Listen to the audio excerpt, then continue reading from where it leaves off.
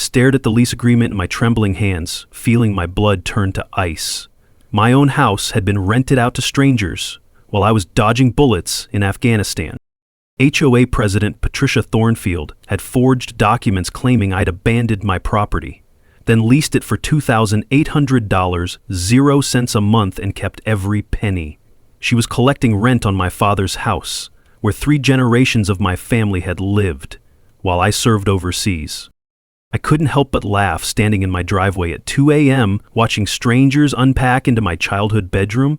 These suburban dictators thought they could prey on deployed soldiers and hide behind fake legal authority. But here's what Patricia didn't know. I wasn't just any soldier.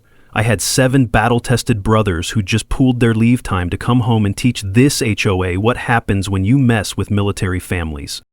Oh, this was going to be beautiful.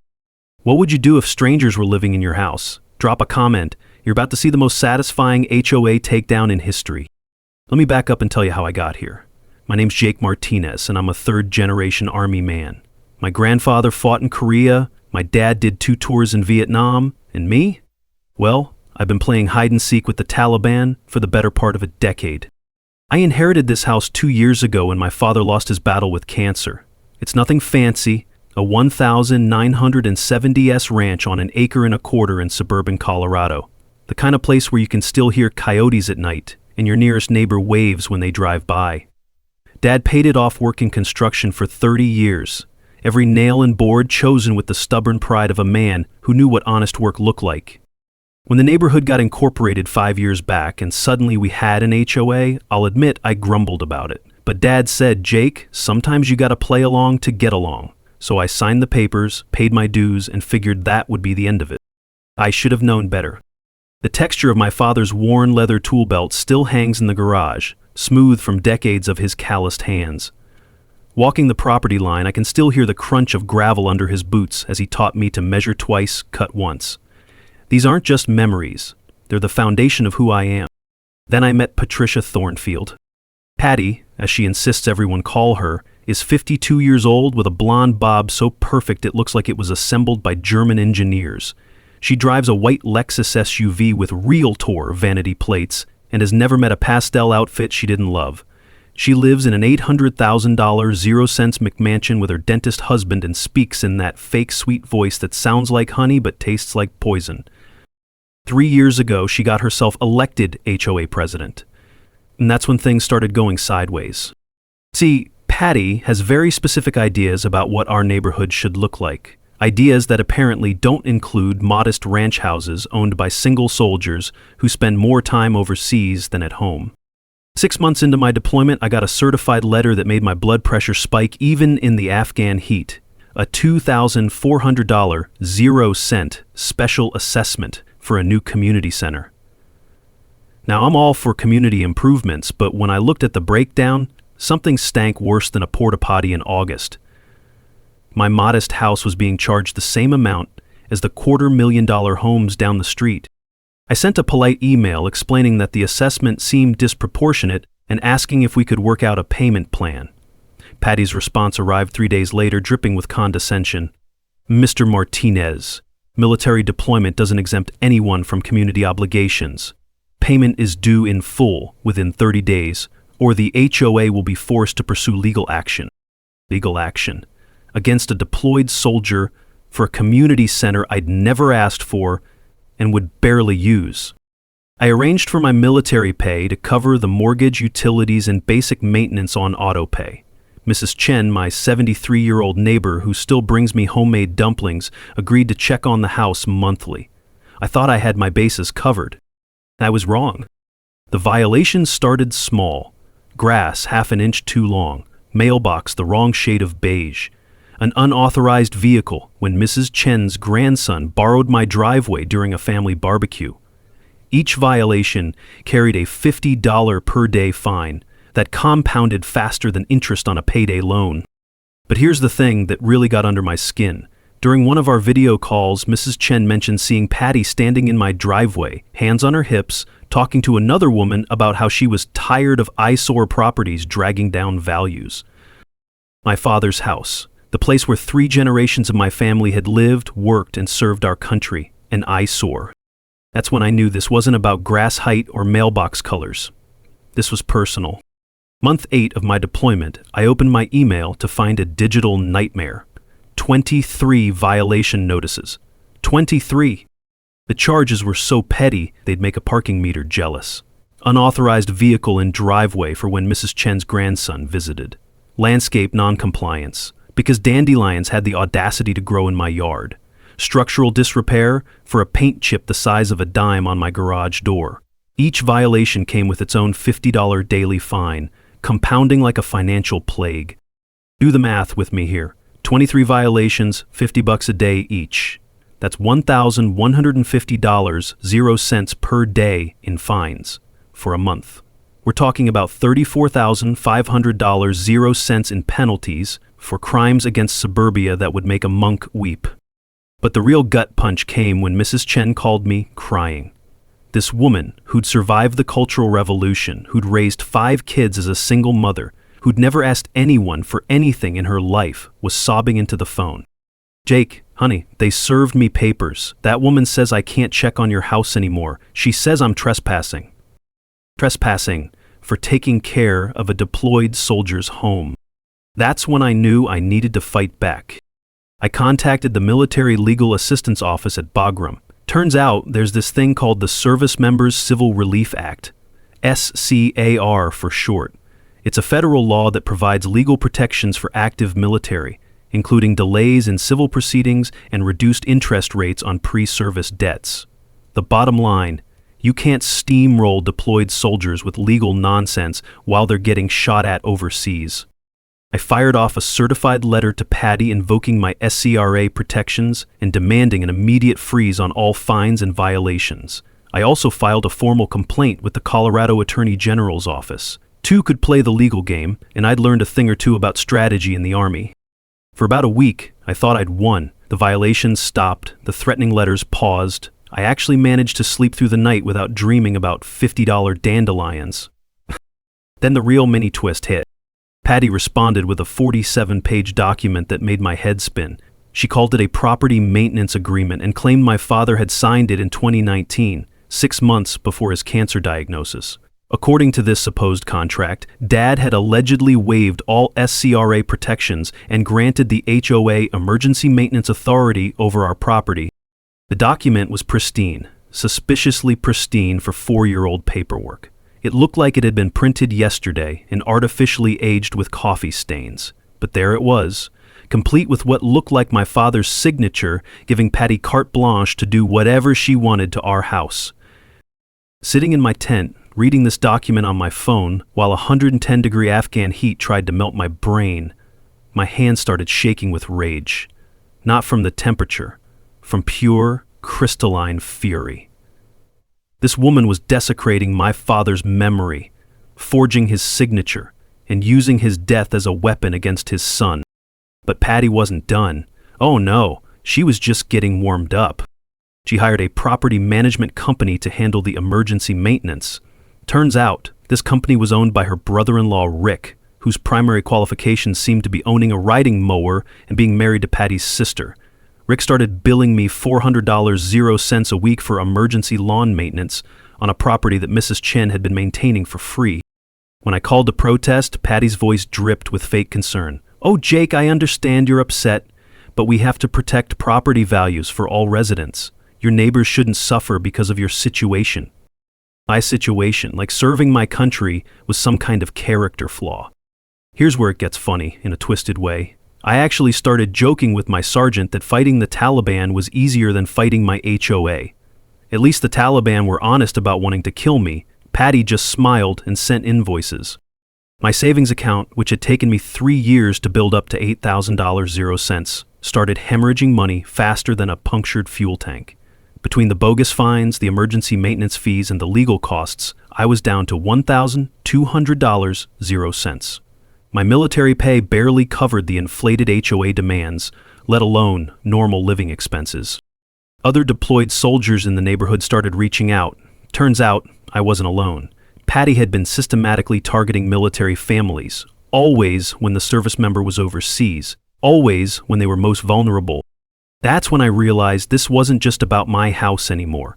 This was about every soldier who'd ever trusted their community to have their back while they served overseas. This was about every family that had sacrificed for something bigger than themselves, only to come home and find vultures picking at the bones of their American dream. Patty had made a critical error. She'd picked a fight with the wrong soldier.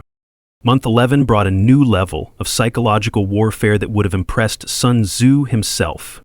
I opened my email to find a notice that made my blood run cold. Notice of lien filing.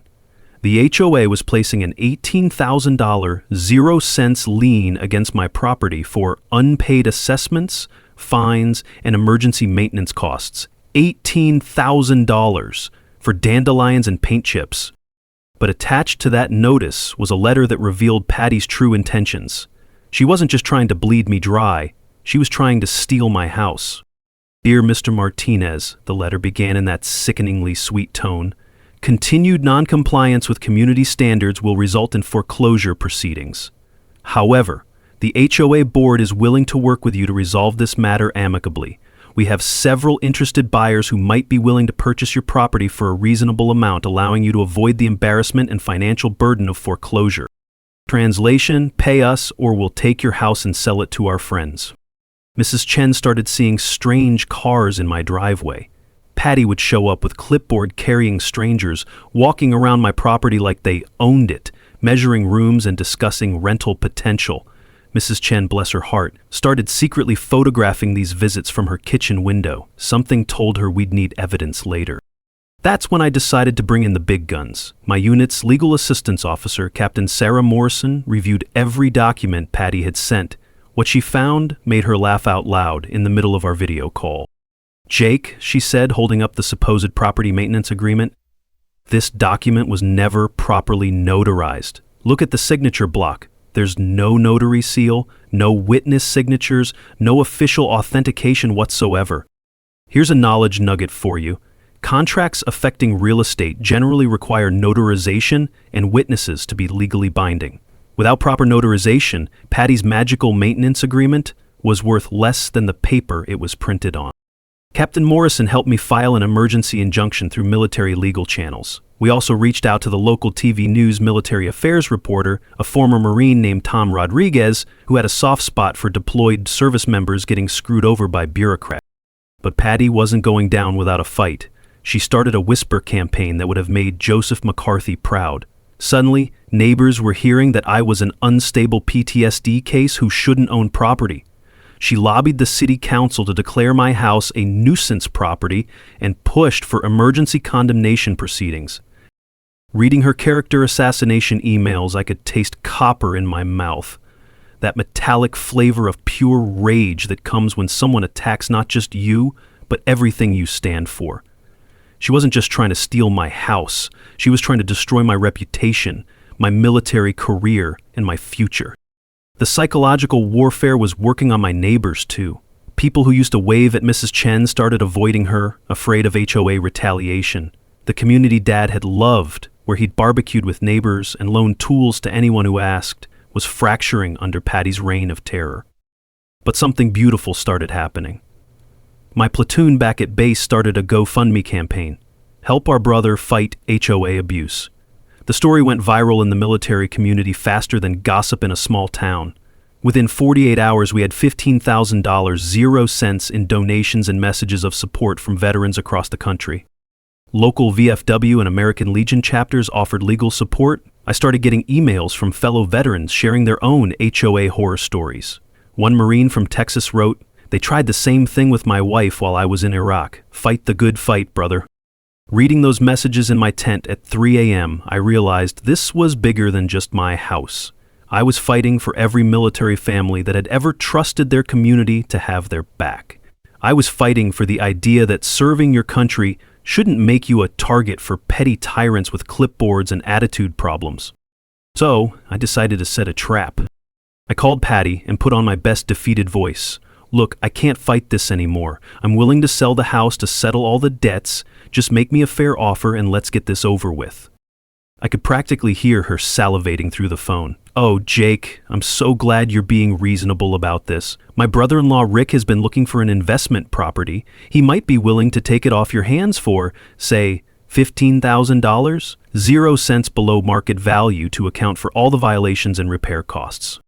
$15,000 below market value for a house that needed maybe $300?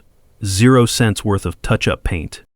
And here's the beautiful part. Colorado is a one-party consent state, which means you can legally record conversations you're part of without the other person's knowledge. Every word of Patty's greedy, grasping offer was preserved for posterity. The trap was set. Now I just had to wait for her to walk into it. Month 14 brought the kind of betrayal that makes your faith in humanity take a long walk off a short pier. I was sitting in the chow hall, picking at mystery meat and powdered eggs, when my phone rang. Mrs. Chen's number. She rarely called during the day, so I knew something was wrong. "Jake, honey," her voice was shaking. "There's a moving truck in your driveway, a family with children. They're moving into your house." I dropped my fork. "What do you mean moving in? That's impossible." "The woman, that Patricia, she's here with papers. She told them they're the new tenants. She said you abandoned the property and she has legal authority to rent it." My mind went blank. For a solid 30 seconds, I couldn't process what she was telling me. Rent it? Rent my house? The house my grandfather had helped my father build, where 3 generations of my family had lived? "Mrs. Chen, can you see the license plate on the moving truck? Can you take pictures?" 20 minutes later, my phone buzzed with photos that made my stomach drop. A U-Haul truck. Boxes labeled Tommy's room and kitchen stuff. A young couple with 2 kids, maybe 6 and 8 years old, carrying belongings into my father's house like they belonged there. And there was Patty, clipboard in hand, smiling like the cat that ate the canary. I called the local police. The dispatcher was polite but firm. "Sir, if they have a legal lease agreement, this is a civil matter. You'll need to contact an attorney." A legal lease agreement. For my own house. While I was deployed, the sound of children's bicycles on my driveway during the video call with Mrs. Chen broke something inside my chest. Not anger this time. Something deeper.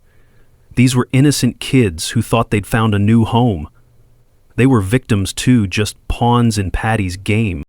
Now my commanding officer, Lieutenant Colonel Davis, took one look at my face during our next check-in and said, "Martinez, you need emergency leave. Whatever's happening back home, it's eating you alive." I was on a transport plane within 72 hours. The Military Legal Assistance Office hooked me up with a civilian attorney who specialized in SCRA violations. A bulldog of a woman named Rebecca Torres, who'd built her career defending military families from predatory practices. When I showed her the rental agreement, she started laughing. "Jake, this is beautiful. She's handed us everything we need to bury her." Turns out, the rental was never approved by the full HOA board. According to Colorado law, major decisions like renting out private property require a majority vote of the board members. Here's your knowledge nugget. HOA boards can't unilaterally rent out private property without explicit legal authority and owner consent. Patty had acted alone, which made her actions not just unethical, but criminal. Rebecca subpoenaed the HOA financial records, and what we found was like discovering a gold mine full of evidence. Patty had been skimming money from multiple special assessments for years. She'd used $47,000, 0 cents in HOA funds, for personal expenses disguised as administrative costs. Her brother-in-law's landscaping company didn't even have a valid business license. But here's where it gets really good. The rental wasn't just unauthorized, it was profitable. Patty was charging the tenant family $2,800, 0 cents, a month for my house, and keeping every penny as payment toward HOA debts. She'd also pocketed their $5,600, 0 cents security deposit. The stakes couldn't have been higher. If I handled this wrong, an innocent family would be homeless through no fault of their own. But if I didn't fight back, I'd lose my inheritance and let Patty get away with systematic fraud against military families. Local news picked up the story, "Deployed Soldier Fights HOA Over Stolen Home." The headline alone was enough to make my phone ring non-stop with reporters, veterans advocates, and angry neighbors who were finally learning the truth about their HOA president. My drill sergeant called from Fort Carson, laughing so hard he could barely speak. "Martinez, I heard you're famous now. Fighting HOAs instead of insurgents. Hell, I always said conquering Afghanistan was basic training for dealing with suburban bureaucrats." Even in the middle of this nightmare, I had to smile. There was something brutally honest about military humor that cut through all the political correctness and got straight to the truth. Rebecca and I were building our case when she found something in the archived county records that made her eyes light up like Christmas morning. She leaned back in her chair, grinning like a wolf who'd just spotted a wounded deer. "Jake," she said, "Patty just made the mistake of her lifetime. She didn't just steal your house. She's been operating illegally for years, and I can prove it." She wouldn't tell me what she'd found, just smiled and said, "Some surprises are worth waiting for." Rebecca Torres spread the county documents across her conference table like a poker player revealing a royal flush. What she showed me changed everything. "Jake, your HOA doesn't legally exist." I stared at her. "What do you mean it doesn't exist?" "I mean, Patricia Thornfield has been running a criminal enterprise for 5 years, masquerading as a homeowners association," Rebecca pointed to a filing from 2018. "Look at this incorporation paperwork. It's incomplete. Missing signatures, missing state filing fees, missing the actual legal incorporation under Colorado statute." The words hit me like an artillery shell. Here's your knowledge nugget. HOAs must be properly incorporated under state law to have legal authority over private property. Without proper incorporation, they're just neighborhood bullies with no legal standing whatsoever. "Every lien, every fine, every violation notice Patty has issued for 5 years is legally worthless," Rebecca continued. "She's been collecting money under false pretenses. That's fraud, federal fraud." But the rabbit hole went deeper. Rebecca had traced Patty's systematic targeting of military families during deployments. She'd stolen 3 other homes using identical tactics. Forged documents, inflated fines, emergency maintenance scams. Her real estate business had profited over $400,000, 0 cents, from buying distressed military properties at below market prices. Then Rebecca showed me the smoking gun, an email chain between Patty and city officials discussing cleaning up undesirable military housing and improving neighborhood demographics. The racism was subtle but unmistakable. Comments about transient military families and maintaining community standards that had nothing to do with property values and everything to do with who she thought belonged in her perfect suburb. "The FBI White-Collar Crime Division is very interested in this," Rebecca said, tapping a business card. "Agent Martinez, no relation I assume, wants to meet with you tomorrow." The power dynamic had completely flipped. Instead of Jake Martinez, desperate deployed soldier fighting foreclosure, I was now Jake Martinez, key witness in a federal fraud investigation. The weight that had been crushing my shoulders for months suddenly lifted, replaced by something I hadn't felt in a long time: hope. But here's the beautiful irony. Patty had no idea her HOA was invalid. She was still operating under the delusion that she had legal authority, still issuing violation notices, still planning the forced sale of my house at a sheriff's auction scheduled for next month. The FBI suggested we let her continue digging her own grave. Every action she took while believing she had legal authority was another felony count. Every dollar she collected was another count of fraud. Every violation notice was another piece of evidence. My father would have loved this moment.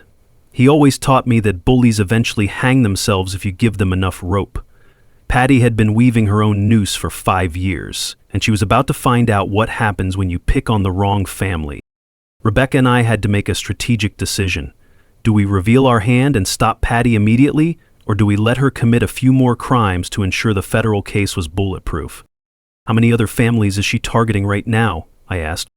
"At least 6 that we've identified, 3 active military, 2 deployed." The answer was obvious. We couldn't let other families suffer while we built a perfect legal case. But we also couldn't tip our hand too early and let Patty destroy evidence or flee. "What if we warned the other families without alerting Patty?" I suggested. Rebecca smiled. "I was hoping you'd say that. Agent Martinez has a plan that should protect everyone while giving Patty just enough rope to finish the job." For the first time in months, I felt like I was back on offense instead of defense. The hunter instead of the hunted. Patty thought she was closing in for the kill, but she was actually walking into the most elaborate trap of her criminal career. And I was going to enjoy every second of watching it snap shut. The VFW hall on Colfax Avenue smelled like coffee, determination, and old tobacco. At 600 hours on a Saturday morning, 8 of my brothers in arms sat around a folding table covered with legal documents, laptops, and enough caffeine to fuel a small war. My platoon had pooled their leave time to come home and help me fight this battle. These weren't just soldiers. They were a precision instrument of specialized skills wrapped in desert camouflage and righteous anger. Sergeant Mike Wrench Rodriguez, our unit mechanic, cracked his knuckles. So, we're taking down a suburban dictator who thinks she can steal houses from deployed soldiers. I've been waiting my whole career for a mission this satisfying. Staff Sergeant Lisa Code Williams, our IT specialist, was already tapping away on her laptop. Give me 12 hours, and I'll know everything about Patricia Thornfield, from her credit score to her browser history. The team was perfectly suited for asymmetric warfare against HOA tyranny. Besides Wrench and Code, we had Corporal James Legal Eagle Thompson, who'd finished his paralegal certification before deployment. Specialist Danny Hammer O'Brien, a carpenter who could assess property damage to the penny. Sergeant First Class Maria Doc Santos, our medic-turned-forensic document expert. Staff Sergeant Tony Combs Jackson, who could coordinate media coverage like a military operation. Private First Class David Demo Chang, whose post-Army electrical contracting business was about to come in very handy, and Sergeant Logistics Lopez, who could organize a supply chain in his sleep. Rebecca Torres laid out our multi-pronged strategy like a battle plan. Legal track: file criminal complaints with FBI, State Attorney General, and local district attorney. Document every violation of federal SCAR and protections. Financial track: forensic accountant would trace every stolen dollar from HOA accounts. Freeze Patty's assets before she could hide the money. Media track: coordinate with sympathetic journalists for maximum exposure. Military Times, local TV news, and veteran advocacy groups were already interested. Community track: organize other HOA victims for class action lawsuit. Turn Patty's neighbors against her by revealing the financial fraud. Direct action track: peacefully reclaim my property with overwhelming community support and legal backing. Here's your knowledge nugget: always request detailed HOA financial statements. You have the legal right to review them annually. Most HOA fraud happens because residents don't exercise their oversight rights. Code's digital reconnaissance revealed Patty's biggest weakness: her ego. She'd been bragging on social media about her military housing cleanup and posting photos of properties she'd improved through foreclosure. She'd literally created a digital evidence trail of her crimes. Look at this, Code said, projecting Patty's Facebook page on the wall. She posted about finally getting rid of transient military families who don't appreciate community standards. Posted it 3 days ago with a picture of your house. The psychological operation was elegant in its simplicity. We created fake interested buyer personas to waste Patty's time and document her illegal sales tactics. Hammer would assess damage to my father's house from the illegal modifications. Demo would check if Patty's brother-in-law had pulled proper electrical permits for any work. The community mobilization was already happening organically. A local military spouse started a Facebook group called Justice for Jake that grew to 800 members in 48 hours. Local businesses began displaying "Support Our Veterans" signs. The mayor's office received over 300 calls demanding an investigation. Wrench provided moving trucks to help the innocent tenant family relocate temporarily while we sorted out the legal mess. We weren't going to punish them for Patty's crimes. You know what's funny? Legal Eagle said, reading through HOA bylaws. Even if this HOA was legitimate, half the stuff she's done violates their own rules. She never got board approval for the rental agreement. She never disclosed her financial interest in the property management company. She's been embezzling from accounts that don't legally exist. Doc had been quietly examining the forged property maintenance agreement under a magnifying glass. Jake, look at this signature. The ink is wrong. Your father allegedly signed this in 2019, but this ink formulation wasn't available until 2021. She used a pen that didn't exist when your father was alive. The smell of victory was starting to mix with the coffee and determination in that VFW hall. We had evidence, we had a plan, and we had the best team a soldier could ask for. But logistics raised the critical question. What's our end game? We could destroy her tomorrow, but how do we make sure this never happens to another military family? And that's when I realized this wasn't just about getting my house back. This was about changing the system that allowed predators like Patty to exist in the first place. We're going to make her famous, I said, And then we're going to make sure every HOA in America knows what happens when you mess with military families. The operation would culminate at the monthly HOA meeting, which Patty didn't realize was legally meaningless. We'd invited local TV news, state legislators, and military officials as observers.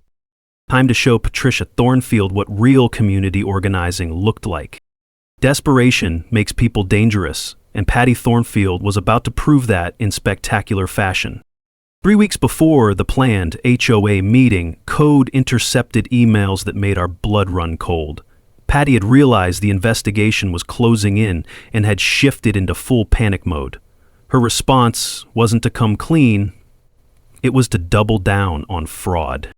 She'd created backdated HOA incorporation documents complete with forged signatures from board members who'd never agreed to serve. She'd bribed a notary public named Janet Cruz with $2,000, 0 cents, to certify false dates on the paperwork. But here's where it gets really criminal. She attempted to destroy the original county records through an accidental water leak in the filing office basement. Fortunately, the FBI had already secured copies of everything. The sabotage attempt came on a Tuesday night. Wrench's motion-activated cameras caught Patty's brother-in-law Rick sneaking around my property at 2 a.m. with a crowbar and a sense of purpose. The plan was elegant in its stupidity. Damage the house enough to justify emergency demolition, then claim it was uninhabitable and had to be sold immediately to cover cleanup costs. Rick broke 3 windows, damaged the roof with a hammer, and flooded the basement by disconnecting the water heater.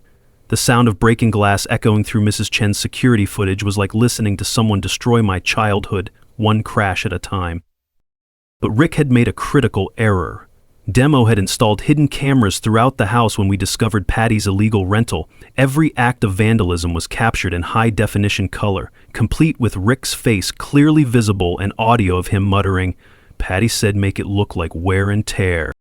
The FBI surveillance team got it all. Agent Martinez called me at 6 a.m. with barely contained excitement. "Jake, she just handed us conspiracy charges on a silver platter. And the best part? She doesn't know we're watching." We let Patty believe her sabotage had worked. She called the city building inspector, claiming my house was a public safety hazard requiring immediate condemnation. She lobbied the city council with falsified engineering reports about structural damage. She even staged photos of the vandalism to look like natural deterioration. Meanwhile, our forensic accountant had uncovered offshore accounts in the Cayman Islands containing $127,000, 0 cents, in stolen HOA funds. Patty had been preparing to flee the country if her house-stealing scheme fell apart. But the smear campaign was where Patty really showed her true colors. She created fake social media accounts to spread rumors that I was a dangerous veteran with PTSD who threatens neighbors. She posted fake screenshots of threatening messages, allegedly from my accounts. She even sent anonymous letters to my commanding officer, claiming I was mentally unstable and unfit for duty. The character assassination was so over the top that it backfired. Code traced every fake account back to Patty's IP address. The FBI had recordings of her coaching neighbors on what to say if reporters asked about my violent behavior. She'd literally scripted testimonials about my supposed mental health issues. Reading her fabricated psychiatric evaluation that painted me as an unstable threat, I could taste that familiar copper flavor of rage. But this time, it was mixed with something else. Pity. This woman was so desperate to justify her crimes that she was willing to destroy a veteran's reputation and military career. The community response was swift and brutal. When Patty's fake social media campaign was exposed, local veterans organizations issued statements defending my character. The VFW posted security footage of me helping elderly members with yard work. The American Legion shared photos of me volunteering at their charity drives. My platoon arrived in Colorado Springs wearing full-dress uniforms for what we called Operation Suburban Justice, the site of 8 decorated combat veterans conducting a wellness check on an innocent tenant family sent a clear message to the neighborhood: we take care of our own. Local news coverage intensified as 3 TV stations, the Colorado Springs Gazette, and a military blog began following the story daily. The headline, "Deployed Soldier Fights Fraudulent HOA," was trending on military social media. But here's where Patty made her final desperate play. She offered my attorney Rebecca Torres $50,000, 0 cents, in cash to settle this matter quietly and preserve everyone's reputation. When Rebecca refused and reported the bribery attempt, Patty threatened her family and law practice. She called the State Bar Association with false ethics complaints. She hired a private investigator to follow Rebecca's children to school. That's when the FBI decided they had enough evidence. Agent Martinez showed me photos of Patty's increasingly erratic behavior, screaming at City Hall employees, threatening neighbors who supported me, and making a scene at the post office when they wouldn't accept her falsified legal documents. "She's unraveling," Agent Martinez said. "People this desperate make mistakes. Big ones." The final mistake was coming, and it would happen in front of 200 witnesses and 5 television cameras. With 48 hours until the showdown, Patty Thornfield entered full meltdown mode. What happened next was like watching a master class in how not to commit federal crimes. Her final desperation play started with an envelope full of cash, $50,000 in 20s and hundreds, delivered to Rebecca's law office by a nervous teenager who clearly had no idea what he was carrying. The note inside was handwritten on Patty's personal stationery. "This unpleasantness benefits no one. Accept this gesture of goodwill, and we can all move forward." 50 grand. To make a federal fraud case disappear? When Rebecca immediately reported the bribery attempt to the FBI, Patty's response was to threaten her family. Phone calls to Rebecca's home at 2 a.m., anonymous letters describing her children's school schedules, a private investigator following her husband to work. But here's where Patty's desperation turned genuinely dangerous. She contacted my commanding officer with fabulated allegations that I was selling military equipment on the black market. She sent forged documents to the Army Criminal Investigation Division claiming I was involved in drug trafficking overseas. She even created fake social media profiles claiming to be members of my unit, posting stories about my supposed violent behavior in Afghanistan. The Army took these allegations seriously enough to launch an investigation. For 72 hours, my military career hung in the balance, while investigators verified that every single accusation was fabricated. The stress of potentially losing everything I'd worked for, my house, my reputation, my career, was like carrying a 100-pound pack through desert sand. But Patty had made a critical error. Military investigators don't mess around, and they quickly traced every fake document, every forged email, every fabricated social media account back to her IP address. Instead of destroying my career, she'd added federal charges for filing false reports against a service member. The character assassination reached peak absurdity when Patty hired actors to pose as concerned neighbors at a city council meeting. They read prepared statements about my aggressive behavior and threats against community safety. The performance was so rehearsed it sounded like a middle school play. Code had been monitoring all of this through digital surveillance that would have impressed the NSA. "Jake, she's created 17 fake social media accounts in the past week. She's paying for promoted posts claiming you're a dangerous veteran. And get this, she's been sending anonymous tips to news stations trying to spin herself as the victim." The community response was swift and brutal. When the fake neighbor testimonials were exposed, real neighbors started coming forward with their own stories of Patty's harassment and intimidation. Mrs. Chin organized a counter-petition supporting me that gathered 400 signatures in 24 hours. The FBI surveillance captured Patty's increasingly erratic behavior. Agent Martinez showed me photos of her screaming at bank employees when they wouldn't process wire transfers to her Cayman Islands accounts. Security footage of her throwing papers at the county clerk when they refused to file her backdated HOA documents. Cell phone video of her having a complete breakdown at Starbucks when the barista asked her to lower her voice. "She's unraveling in real time," Agent Martinez said. "People this desperate make catastrophic mistakes." The catastrophic mistake came when Patty tried to bribe city officials to fast-track condemnation proceedings on my house. She offered the building inspector $25,000, 0 cents, to declare my property uninhabitable. She promised the city planning director a consulting contract worth $100,000, 0 cents, if he'd approve emergency demolition. All of these conversations were recorded by FBI wiretaps. But the final straw was when she threatened the innocent tenant family living in my house. When they refused to lie about the property's condition, Patty told them their rental application had been misrepresented to immigration authorities. She threatened to have them deported if they didn't support her version of events. Threatening an immigrant family with deportation to cover up your own crimes. That's when I knew Patty had crossed a line that couldn't be uncrossed. My platoon's final preparations were like watching a military operation unfold in suburban Colorado. We had 3 TV stations committed to live coverage, newspaper reporters positioned throughout the crowd, and social media streaming capabilities that would reach thousands of viewers in real time. The local veterans organizations provided legal observers. Military advocacy groups sent representatives from Washington, D.C. Even the state attorney general's office dispatched prosecutors to witness the confrontation. But the most important witness would be Sheriff's Deputy Maria Santos, Doc's sister, as it turned out. She'd be positioned in the community center with arrest warrants ready to serve. "You know what's beautiful about this?" Wrench said as we synchronized our watches like the old days. "She thinks she's walking into a community meeting to destroy your reputation. She has no idea she's walking into the end of her criminal career." The community center was booked to capacity. 200 angry neighbors, dozens of veterans, local media, and law enforcement. Patty had scheduled her own public execution, and she didn't even know it. Operation Suburban Justice was about to reach its climax. The community center felt like a pressure cooker ready to explode. 200 people packed into a space meant for half that number. The air was thick with tension, sweat, and the electric anticipation that comes before justice finally shows up fashionably late to the party. Live television cameras from 3 local stations were positioned around the room. Social media streams were broadcasting to thousands of viewers. Military Times had sent their top investigative reporter. Even C-SPAN was considering coverage.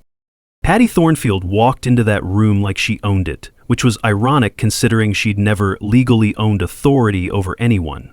She wore a powder blue suit that probably cost more than most people's monthly rent, carrying a briefcase full of forged documents and the kind of confidence that only comes from 5 years of getting away with federal crimes.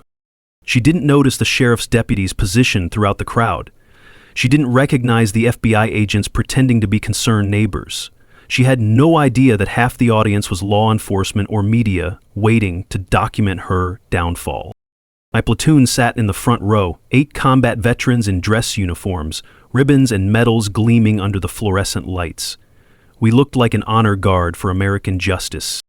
Patty called the meeting to order with theatrical authority. "Ladies and gentlemen, we're here tonight to address a serious threat to our community's safety and property values. Mr. Martinez's abandoned property has become a liability that requires immediate action." She projected photos of my vandalized house, the same damage her brother-in-law had caused with a crowbar, and criminal intent. "As you can see, this property has deteriorated to the point of being a public hazard. The HOA board has voted to exercise emergency authority to protect our neighborhood." The crowd murmured. Some people, who didn't know the full story, actually nodded in agreement. Patty was playing her role perfectly, the concerned community leader protecting innocent neighbors from a dangerous veteran's neglect. Then she made her fatal mistake. "Some people," she said, her voice dripping with contempt, "don't deserve to own property in our neighborhood. Military families who treat our community like temporary housing, who don't understand our standards, who bring their problems home from overseas." The room went dead silent. You could hear the cameras clicking and recording devices humming. That's when Rebecca Torres stood up, briefcase in hand, and delivered the line I'd been waiting months to hear. "Ladies and gentlemen, I have something to show you." The projection screen lit up with county records, official documents, FBI evidence photos, financial records showing $380,000 0 cents in stolen funds. The smoking gun that would end Patricia Thornfield's criminal career in front of everyone who'd ever believed her lies.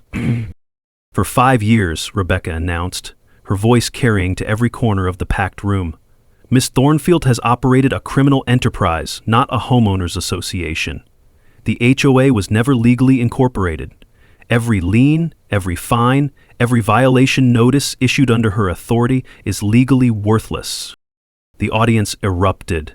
Shouts of disbelief, angry neighbors who'd paid thousands in bogus fines, elderly residents who'd been terrorized by fake legal threats. Rebecca continued over the chaos. "Miss Thornfield has stolen nearly $400,000 0 cents from residents through fraudulent assessments. She's forged legal documents. She's committed mail fraud, wire fraud, and bribery. She's systematically targeted military families for theft during overseas deployments." Patty tried to run. She literally grabbed her briefcase and headed for the exit, but Sheriff's Deputy Santos was waiting by the door. Patricia Thornfield, you're under arrest for wire fraud, mail fraud, conspiracy to commit fraud, bribery of public officials, and violation of the Service Members Civil Relief Act. The sound of handcuffs clicking echoed through the suddenly silent room. Patty's face went from entitled indignation to pure terror as the reality of federal prison time sank in. FBI Agent Martinez stepped forward with the final evidence. We have recordings of you planning to get rid of military families and discussing how to clean up undesirable housing. We have bank records showing theft of HOA funds. We have video evidence of you directing the vandalism of Mr. Martinez's property. The media swarm was instant. Cameras flashing, reporters shouting questions, social media notifications pinging like slot machines hitting jackpot. But the most beautiful moment came when my platoon stood at attention and saluted not me, but the idea that justice still existed in America. 8 combat veterans, honoring the principle that serving your country shouldn't make you a target for suburban predators. Mrs. Chen presented me with a folded American flag that had flown over my father's grave. Through tears, she said, "Your father will be so proud. You fought the good fight." The crowd gave us a standing ovation that lasted 5 minutes. Local news interviewed neighbors who apologized for believing Patty's lies. The tenant family thanked me for not evicting them during the legal battle. But the moment that made it all worthwhile came when I addressed the cameras with the words that would go viral across military social media. No veteran should come home to find their house stolen. We fought overseas to protect American homes. We shouldn't have to fight HOAs to live in them. 6 months later, justice had been served with all the fixings. Patricia Thornfield was sentenced to 8 years in federal prison and ordered to pay $2,300,000, 0 cents in restitution to her victims. Her brother-in-law Rick got 3 years for conspiracy and vandalism. The notary who helped forge documents lost her license and got 2 years probation. Even Patty's private investigator faced charges for harassment and stalking. But the real victory wasn't Patty behind bars, it was what happened to the community she'd terrorized for so long. I took 30 days of leave to restore my father's house, and something beautiful happened. My platoon showed up every weekend with tools, cold beer, and the kind of brotherhood that makes civilians wish they'd served. The sound of laughter filled those rooms again as we replaced broken windows, repaired the flood damage, and painted over the scars of Patty's sabotage. In my father's workshop, I found a letter hidden behind his tool cabinet, his handwriting shaky from chemotherapy but still strong with conviction. "Jake, if you're reading this, I'm gone, and you're probably facing something that seems impossible. Remember what I taught you. Stand up to bullies, protect the innocent, and never let anyone tell you that you don't belong. Fight the good fight, son. Make me proud." I had to sit down for a minute after reading that. The old man knew exactly what I'd need to hear. The neighborhood formed a legitimate, veteran-friendly HOA with me as the unanimously elected president. Our new bylaws included specific protections for military families, transparent financial reporting, and a zero-tolerance policy for discrimination. What a concept. An HOA that actually served the community instead of terrorizing it. The ripple effects spread far beyond our little suburb. Colorado passed the Service Remembers HOA Protection Act, giving deployed military enhanced legal protections against predatory practices. 12 other states introduced similar legislation. Congress held hearings on HOA abuse that featured my testimony and led to strengthening the federal SCRA protections. I established the Deployed Defenders Foundation with the settlement money from Patty's seized assets. We provide free legal assistance to military families facing HOA harassment. We've partnered with the VFW to create rapid response legal teams in every state. So far, we've helped 847 military families fight back against suburban tyrants who think a clipboard makes them untouchable.